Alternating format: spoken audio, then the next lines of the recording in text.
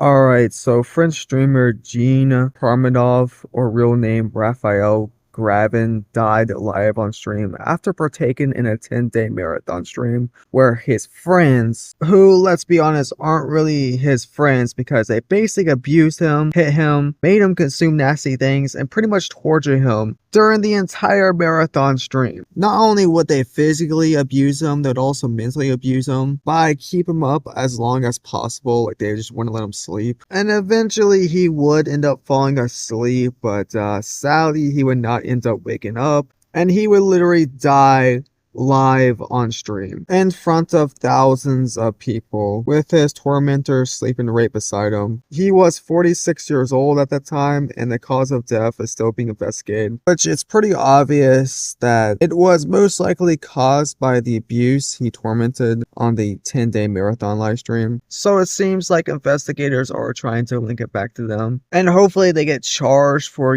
killing this man, because that's not essentially what they did, it is what they did. Now, who is Gene Parmenov? And better yet, how did this dude end up in this situation? Gene Parmenov accumulated over 190,000 followers on Kick, and he wasn't your normal gaming content creator or IRL streamer. He would build his following off of chaos. For example, in one stream, he allowed people to come to his apartment, and crazy things would unfold, and these clips from these live streams would go viral, giving him more attention online. But soon, people who came to his apartment weren't coming to hang out, but to humiliate him in front of a live audience. And it was not pranks or jokes, this was just straight up abuse. And this lifestyle of just random people coming to his apartment to humiliate him and abuse him consumed his entire brand. And it seemed like Gene was stuck in this cycle of abusive content, where abuse equals attention and attention equals money. And this is my assumption, but it seemed like he didn't know how to get out of this cycle, because if you stop, then no more attention, and no more attention is no more money. And for months leading up to his death, he was humiliated on camera by streamers and people who would force him into all these abusive situations. Like, I think at one point they made him consume poison. And I wonder if that's what caused his death, or the amount of blows he got to the head finally caught up with him. Because this dude would get hit in the head probably every single day, multiple times a day. And you're not supposed to do that because it can cause a lot of issues. For example, internal bleeding, which is just gonna kill you. And obviously, since it's Kick, nobody seemed to step in and say anything. Not the audience, not the streamers and random people abusing him, not even Kick themselves stepped in. Now, this is where a lot of people criticize Kick, because people think that they should step into these live streams when, crimes being committed. It just seems like they just turn a blind eye to these live streams. And if something goes wrong in those live streams, then they step in. And usually that results in someone getting seriously injured or killed. And it seems like the whole thing could have been prevented if they just start banning these people. And even the most popular streamers on their platform want Kick to be more regulated. They obviously don't want it to be as regulated as Twitch. I mean, that's why they moved to Kick, to have it less regulated, but they want some restrictions. Like, people shouldn't be freely allowed to stream their crimes on live stream. And this part's really sad, but days before his passing, he texts his mother saying that he felt like he was being held hostage. He says, "Hey mom, how are you? I'm sick of this game. It's gone way too far. I feel like I'm being held hostage by their awful concepts.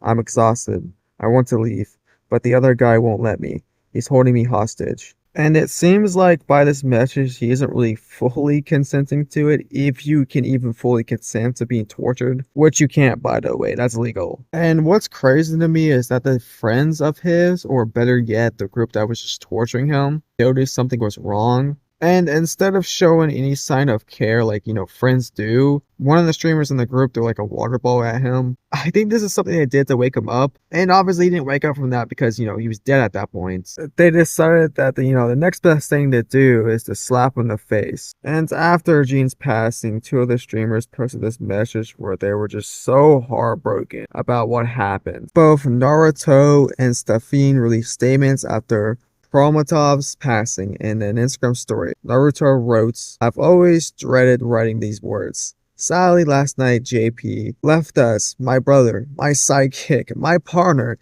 6 years side by side, never letting go. I love you, my brother. We will miss you terribly. Please respect his memory and don't share the video of his final moments. For his family and for us, his second family. Lei Lucao, rest in peace. This was like so annoying to read through because stop acting like you guys care for this guy. You did not. Like, he was not your sidekick. He was not your brother.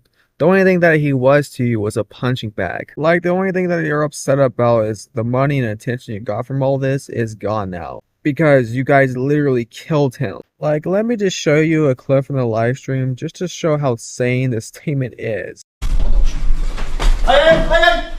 T'as l'argent, le temps libre, tu te rends pas compte le nombre de personnes qui aimeraient... Donc, ensuite, il nous a rencontrés.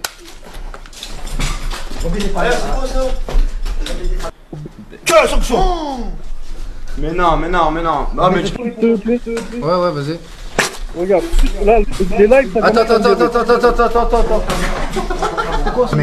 Oh, je suis contaminé.